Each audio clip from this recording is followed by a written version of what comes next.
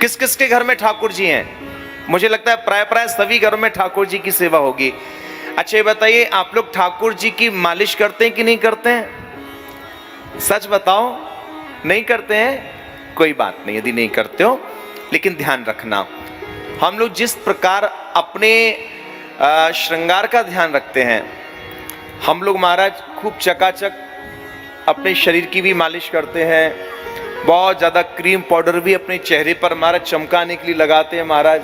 है पार्लर में जाके देखो, ऐसे पुते भाई बैठे रहे, पुट्टी सी कर दे महाराज, राधे राधे, कलई सी पूत के दर्द दें।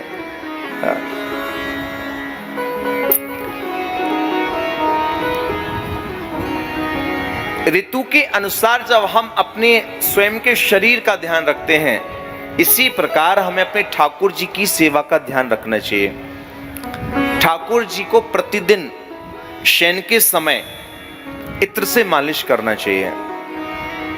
सर्दियों में हिना का इत्र हो, गर्मियों में खस सबसे बढ़िया है, होली के आसपास गुलाब का इत्र। राधे राधे, ऋतु के अनुसार। और देखिए, मैं अभी ज्यादा चर्चा में नहीं जाऊंगा, कहना तो इस विषय पर बहुत कुछ चाहता हूं, लेकिन चूंकि हम लोग अपने अपने घर में ठाकुर जी की सेवा स्थापित तो करते हैं, लेकिन क्षमा करना, कई बार विधिवत जिस प्रकार ठाकुर जी की सेवा होना चाहिए हम नहीं कर पाते हैं, हम ध्यान नहीं दे पाते हैं।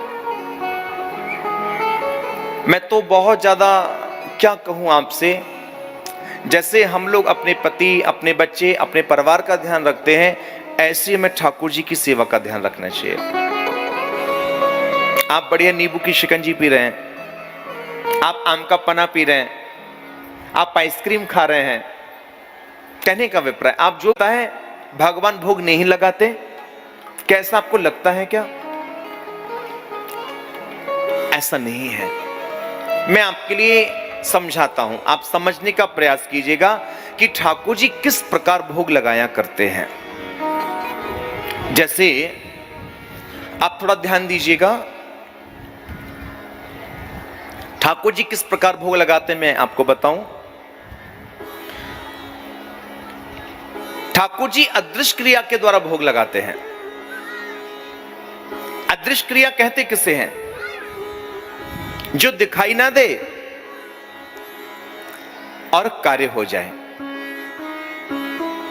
ऐसी भी कोई क्रिया होती है? बिल्कुल। उदाहरण के तौर पर